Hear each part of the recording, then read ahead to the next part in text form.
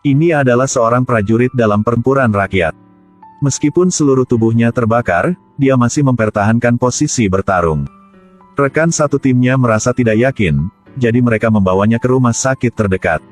Dokter terkejut melihatnya seperti itu. Tubuh prajurit ini 90% terbakar, bahkan berdarah banyak. Tapi dia masih hidup sampai saat itu keajaiban. Tapi yang lebih ajaib lagi, 3 minggu kemudian dia sembuh dengan luar biasa. Kulit muda juga mulai tumbuh di sekujur tubuh. Kejadian aneh ini telah menarik perhatian para pemimpin senior. Tapi sayangnya, tidak peduli apa yang mereka tanyakan, dia tidak tahu. Dia bahkan tidak lagi mengingat namanya sendiri.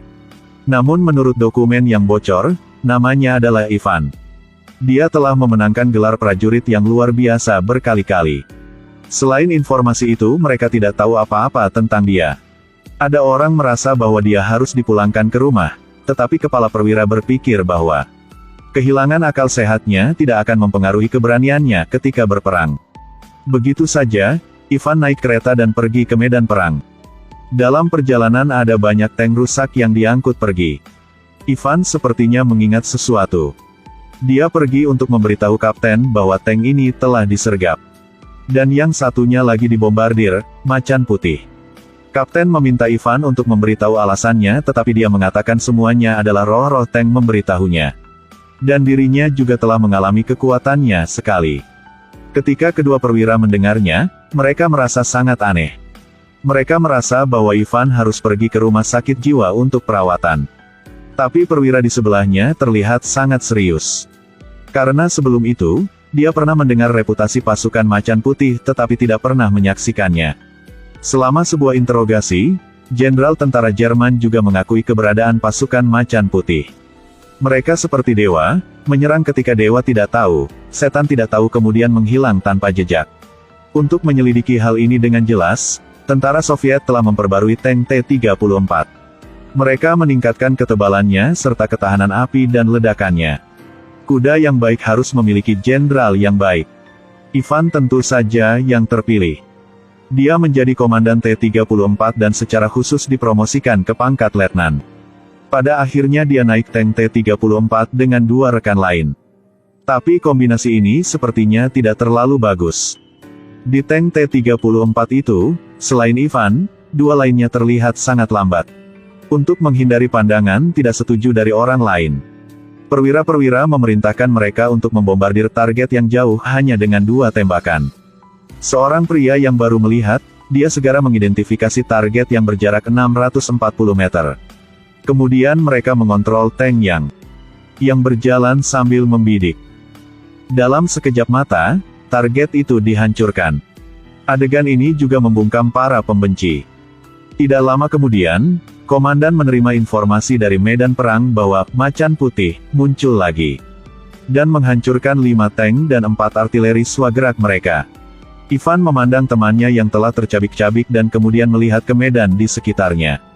Kemudian dia berpikir bahwa musuh bersembunyi di hutan menunggu waktu yang tepat untuk bertindak. Ivan kemudian menggunakan sebuah tank sebagai umpan.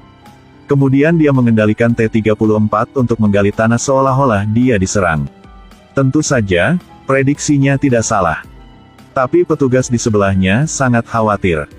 Jika Macan Putih benar-benar muncul, apakah T-34 akan mampu menghadapinya? Tapi dia hanya bisa menunggu di hutan. Benar saja, tidak lama kemudian Macan Putih perlahan muncul. Dikatakan bahwa di medan perang Jerman-Soviet, tank Jerman dipuji sebagai mesin yang sangat kuat. Dan itu adalah Macan Putih. Bahkan ketika T-34 Soviet melihat juga harus mundur. T-34 ini disamarkan dengan hati-hati. Setelah bersembunyi dengan aman, bersiap untuk menyerang. Macan Putih perlahan keluar dari hutan, menyebabkan para prajurit panik. Karena tidak peduli dari penampilan atau larasnya, itu jauh melampaui T-34. Dia ingin mengambil foto sehingga dia bisa mempelajarinya, tetapi kameranya rusak tepat pada waktunya. Atau para dewa menilainya sebagai satu-satunya legenda di medan perang. Setelah 1 tembakan artileri, tank umpan dari tentara Soviet meledak. Sekarang Ivan ambil kesempatan yang mengemudi tank ke depan. Setelah membidik dengan benar, T-34 menembakkan 2 tembakan berturut-turut. Tapi bagi macan putih, 2 tembakan ini bukan apa-apa. Ivan tahu bahwa dia tidak boleh terlalu terburu-buru, jadi dia mengendarai T-34 di belakang tank bekas. Tapi itu tidak menghentikan macan putih. Tembakan-tembakan macan putih membuat Ivan mengubah strateginya. Ivan mengendarai T-34 dengan cepat keluar. Roda otomatis membuat macan putih berputar. Tapi karena masih sangat muda, T-34 masih ditangkap oleh Baho setiap saat. Dibandingkan dengan aspek apapun, macan putih tidak kurang dari T-34. Bahkan jika mencari setengah hari, T-34 masih tidak dapat menemukan jejak macan putih. Begitu saja, saat mereka masih menunggu, T-34 ditembak hingga hancur. Untungnya, tidak ada yang terluka. Tapi T-34 rusak parah, mereka harus mengganti suku cadangnya. Dan buat yang baru. Kemudian mereka pergi untuk menyelidiki dan menemukan jejak yang ditinggalkan oleh macan putih. Pasti di tepi danau. Perwira berpikir macan putih telah di dasar danau. Namun, Ivan berpikir bahwa itu akan muncul dari tanah dan menyerang lagi. Perwira bertanya bagaimana dia bisa begitu yakin. Dia bilang dia bisa mendengar suara hati tank bekas di sini. Mereka semua menunggu macan putih dihancurkan. Terdengar seperti lelucon tapi itu kata-kata jujur Ivan. Tidak lama setelah pertempuran yang menentukan terjadi. Begitu komandan memberi perintah, tank-tank menembak sekaligus, bahkan tanah ingin berguncang. Kemudian semua tank bergegas ke pertempuran tanpa rasa takut. Karena dalam pertempuran ini, tidak ada yang tersisa untuk kalah. Hanya Ivan yang masih percaya bahwa macan putih itu ada. Seperti yang diharapkan, itu muncul. Ketika tank Soviet berbaris, mereka bertekad untuk dihancurkan. Ini adalah pertunjukan tank Jerman dalam Perang Dunia II. Beberapa tembakan membuat medan perang terbakar. Beberapa tentara yang tidak bisa melarikan diri yang dibakar di tempat. Macan putih Jerman hanya menembak 1 tembakan, tank Soviet juga harus mundur. Setelah menembak, ia akan perlahan menghilang dari medan perang dalam awan asap. Pada saat ini, T-34 Soviet yang baru dengan cepat mengejar macan putih. Itu kelompok orang Ivan. Kali ini mereka dipersiapkan dengan baik, untuk membuatnya membayar. Mereka mengejar sampai ke desa. Mereka mengontrol tank mencari target. Ivan sepertinya mencium bau macan putih. Pengalaman bertahun-tahun memberitahunya bahwa gudang ini pasti memiliki masalah. Lalu dia menembakkan meriam ke arahnya. Seperti yang diharapkan, sebuah tank keluar dari sana. Tapi itu hanya tank biasa. T-34 menambahkan tembakan lagi yang langsung mengantarnya ke dunia bawah. Pada titik ini, Ivan menyadari bahwa Jerman hanya menggunakan tank itu sebagai umpan. Kemudian mereka terus-menerus mengalihkan T-34. Pada saat ini, macan putih sedang menunggu di belakang. Pertempuran yang menentukan akan segera dimulai. Macan putih menembak lebih dulu tetapi itu hanya untuk menguji meriam.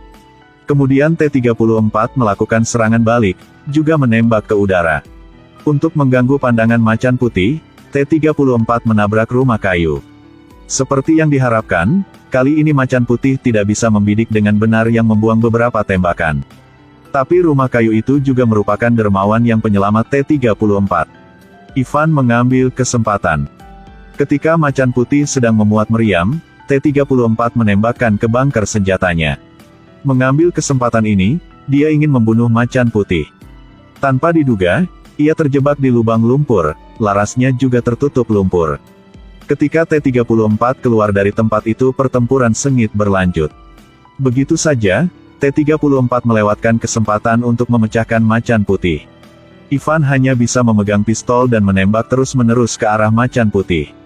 Tapi itu tidak berhasil, dia hanya bisa menontonnya pergi. Sampai Jerman menyerah, Soviet menduduki Berlin. Tank itu masih belum muncul lagi. Ivan tidak terlalu senang. Dia berpikir bahwa macan putih masih ada, perang masih ada. Mungkin 20 tahun, 50 tahun, dan bahkan 100 tahun. Yang bisa dia lakukan hanyalah menunggu dengan sabar.